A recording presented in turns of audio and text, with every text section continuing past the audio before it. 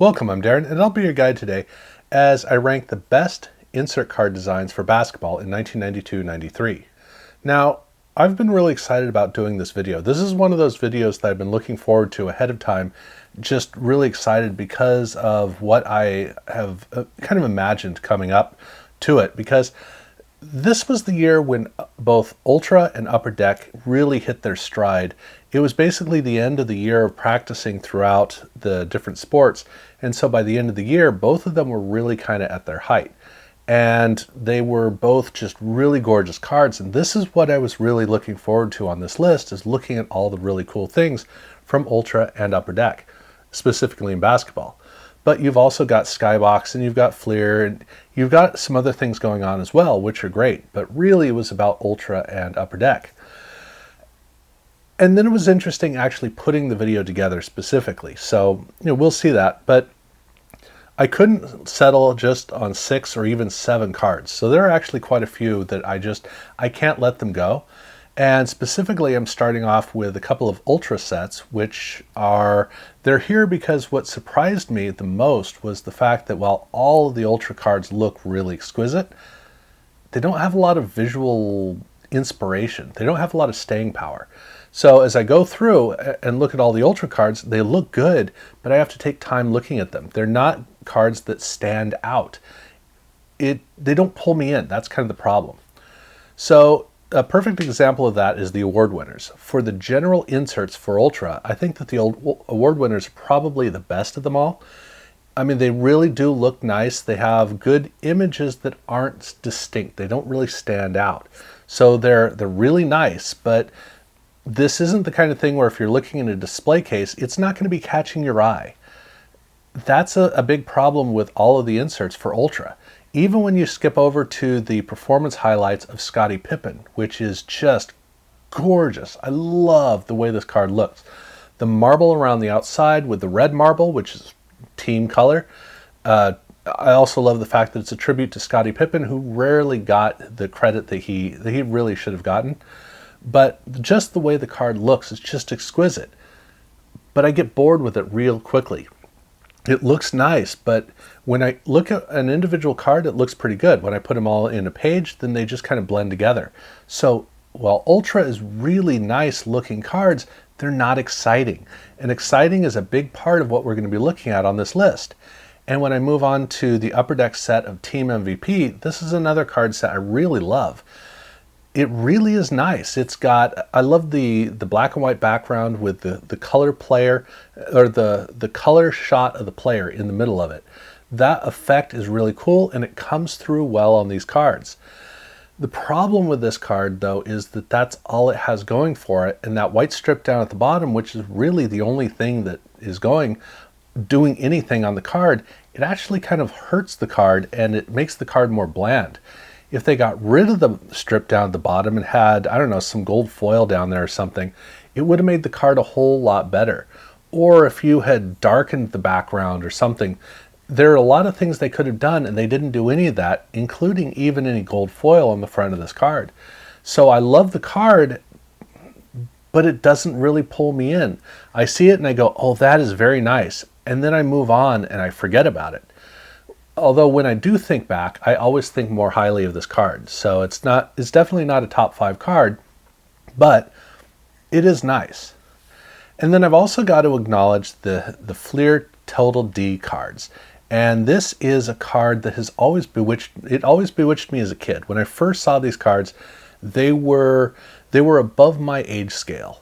They were a little bit too formal for me, but I responded to them well. I love the black around the border, always a big fan of that.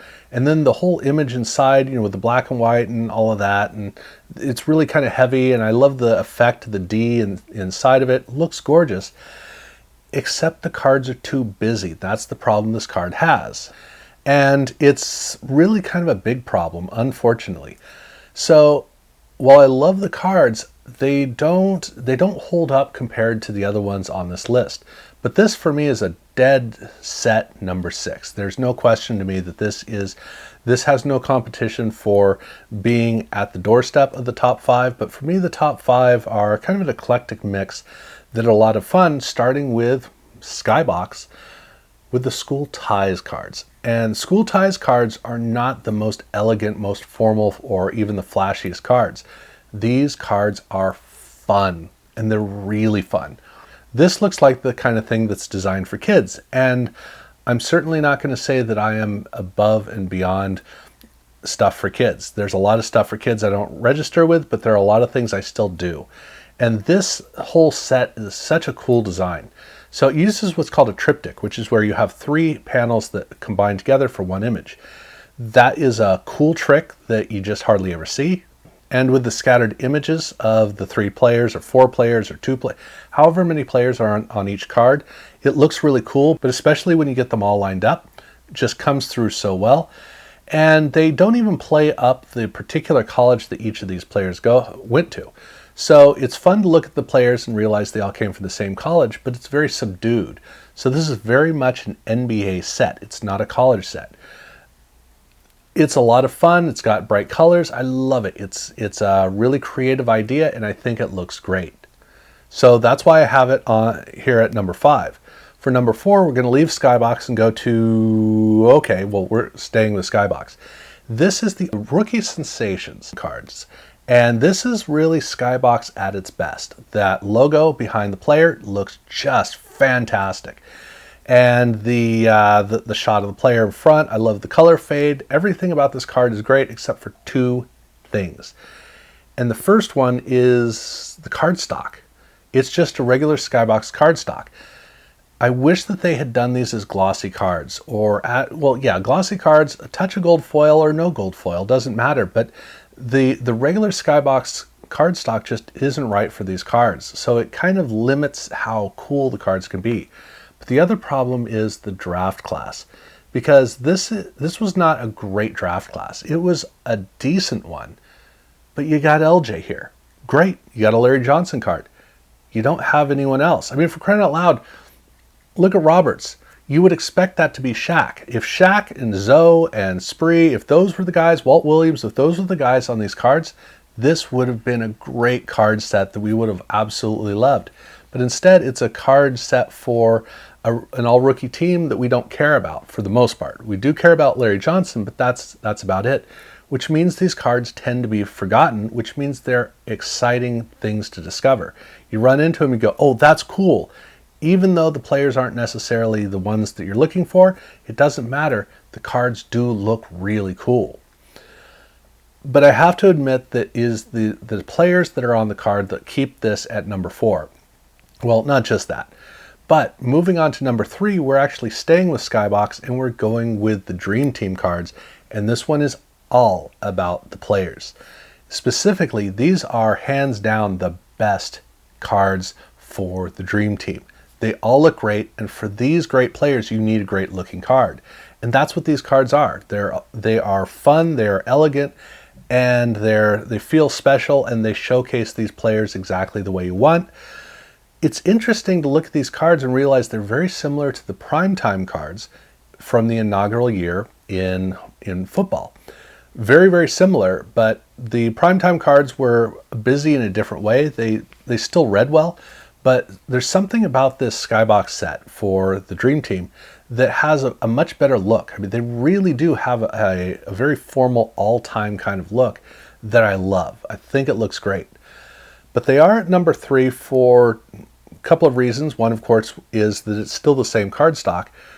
But when I move on to number 2, we're going back to Upper Deck finally to their Jerry West Selects cards.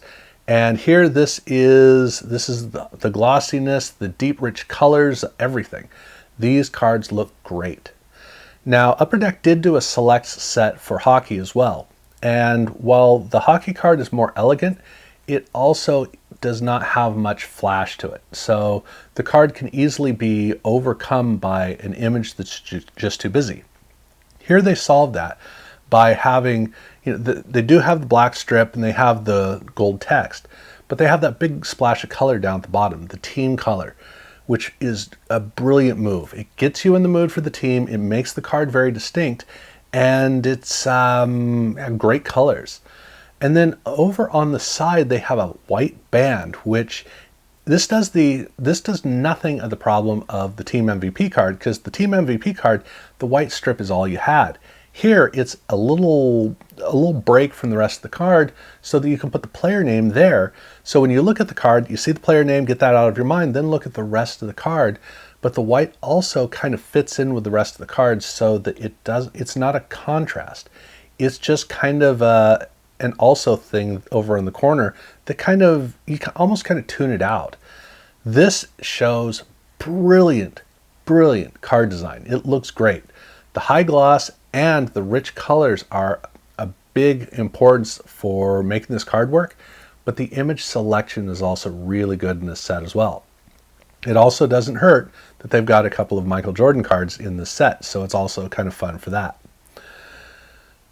But it's not number one, and that's because for number one I have Fleer again with their All-Star cards. Now 1992-93 basketball was the year for Fleer. Did they have better card designs years later? Yeah, probably. But this was the year where everything came together and it was pretty much at the top of the game. The card fronts looked amazing in the main set. The inserts tended to look really great.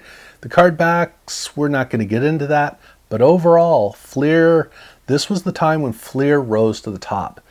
And for me, these All-Star cards have always been, this to me was you had that feeling of the poor kid hoping to buy something that rich people have. That's what this card was. This was the card I always wanted to get down the road. Even if I had one or two, I always dreamed of getting the set. And I'll tell you, when I finally got the Michael Jordan card to complete this set, that was so exciting to me because it was one of the few imprints in my mind from years past of a Michael Jordan card that I never bothered to get that I always wanted to get. This card looks so special. It's a weird green color that they have, well, greenish color, but it's a weird color, but they were able to, with the design, make it work. They have a good border around the outside. They have the two images of the player. They have a really great placement of the logo with the rest of the card. The way it all comes together is, plus the horizontal layout of it is a big help. The way it all comes together just makes these cards look amazing. And Fleer was in need of really cementing its place in the hobby. And inserts were the place it was really going to do it. And this is the card, this is one of the cards that absolutely threw down the gauntlet. Fleer laid it out and said, look, we're here to play at least with this. This we're going to get right, and they did get it right. And I think the card looks great, even better than the Jerry West card. So that's my list of the best inserts in basketball in 1992-93. If you disagree with that, please let me know in the comments below. Also mention what sets should have been mentioned, whether it was just tacked on or whatever, because there were a lot of really good insert sets that were fun to look at in this year. I've already done hockey. I still have football and baseball to do, and then I'm going to do the wrap up looking at all of the different inserts across all the four sports and figure out the best one for those.